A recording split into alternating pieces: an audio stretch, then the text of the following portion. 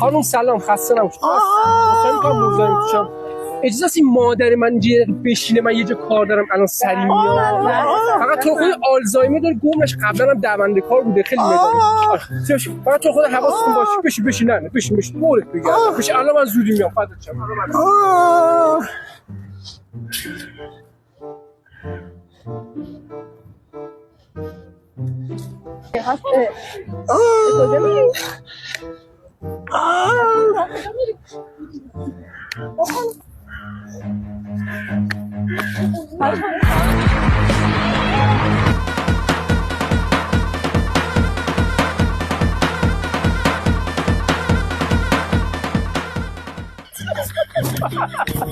حالا ببخشید باشید توی وقت میگرفتید دست کمونید ببخشید آقا فجا عذرخواهی میکنم.